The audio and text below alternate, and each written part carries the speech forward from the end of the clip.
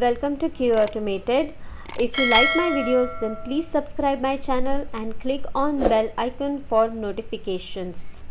Everyone, in this video we are going to learn about different types of Postman request, how to build your request, how to send parameters, how to add cookies, and how to send authorized request also, and how we can assess the response, what things we can check in our API responses, things like that. So let's get started.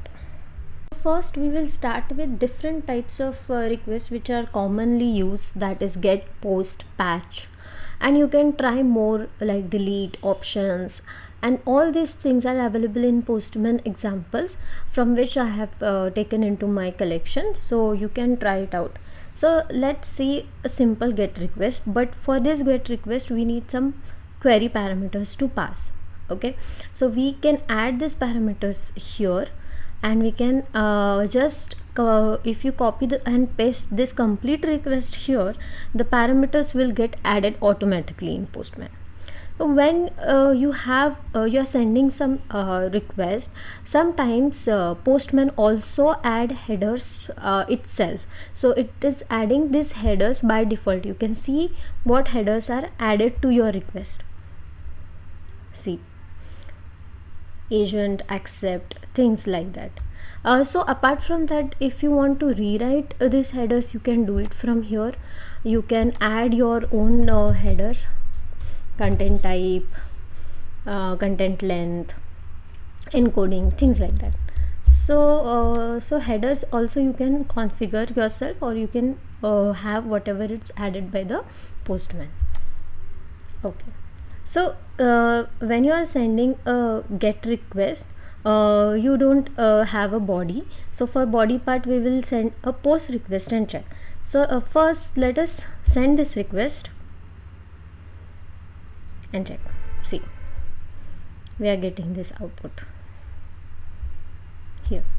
Okay, so also one thing I can tell you here, like if you want to add some type of cookies and specify some cookies here, you can click on cookies, and here you can click on add to add your cookies. So for this, one cookie is already added. You can add more if required. You can add your domain name and your cookies also. So what is this authorization? So for some request we need to pass some kind of authorization or tokens. These are protected requests. We cannot access the request directly like we are doing here. So if for authorized request, if you just hit the URL, then what will happen? You will get 401 unauthorized. Okay, so and if you pass the correct token, you will pass through the request and you will get the desired response. So next, in body, as I told you, in post you can pass this body. You can have a different formats for your body. You can select from here, and also if your body is JSON or specific encoded content, then you can specify that in header in your content type. Pre-request script. So if you want to perform some kind of operations, or you want to create a data like username or some random strings beforehand, before sending the request, and you need to send the data to your request, then you can use this section pre-request script for such activities. How to write the script, that we will be doing it in our next videos. Then test. So once you have a response, you need to add some kind of validations to your response. You are testing the response of the API, so you will need to add some kind of test cases. If the response code is 200, if in response you are getting this foo1 is equal to bar1, things like that, test cases. So we can add this kind of test cases here, and we can check the test case results also here. Okay, so this part, how to write test cases, that also we will be covering in our upcoming videos. Then let's move on to settings tab. So in settings tab there are multiple options, like if you want to enable SSL certificate while sending request, if you want to forward this, you want to follow authorization header, you want to disable cookie, enable cookie, things like that. There are multiple settings which you can do for your complex requests. So this is about how you can build requests and what different parameters you can use for building your request. Now let's try out a post request. See, in this post request you need to have a body. Okay, this body is simple raw text. So we have selected option here, raw text. Headers are automatically added. If not, you can add according to your way. It's not authorized request, so authorization token is not required. And let's hit this request.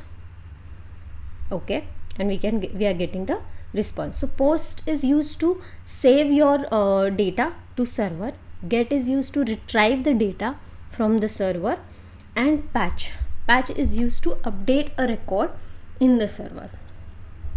So patch is similar to post. It will have a body, what you want to update, and URL, API endpoint, and that's it. So you can hit this request and check the response. Okay, if you are going to add any new request and you want to save your request in your workspace, then click on save, give some request name. My first collection is saved, and click on save. See, the request will be added in your collection.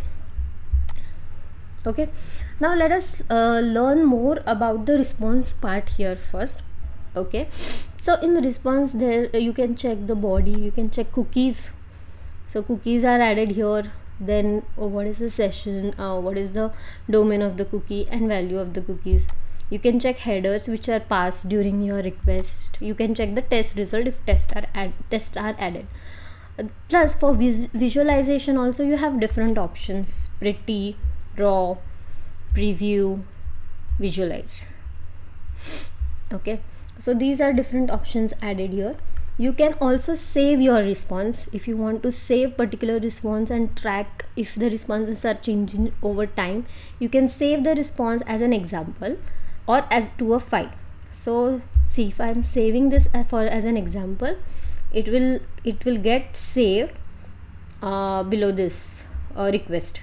So you can have a track of how the responses are changing over the time for API, and you can test also this way.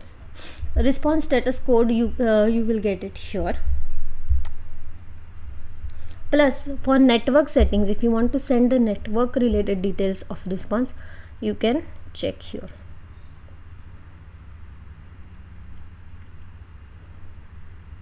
Okay, see, raw,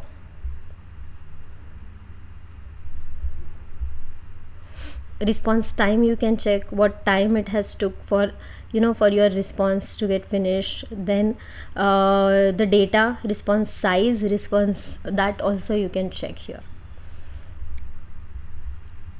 So now we have also seen the response parameters of this. Let us try a response with authorization now. So here I have added this Postman request where basic auth is required. There are different types of authorization. See, if you click here, you can say there is a bearer token, no authorization, API key, basic auth, digest auth, OAuth, Hawk authentication, AWS signature. All these authorizations are supported by Postman. So for this example, we will be using basic auth. You can see here, this is a Postman password. You can see password is password. So now I am sending this particular request. See, you can say the request is successful. Now let us try to hit this request without any authentication token or authorization details. Okay, so I have copied this. Let's send this. See, you will get unauthorized error. That means you need to pass to send this particular request to your server.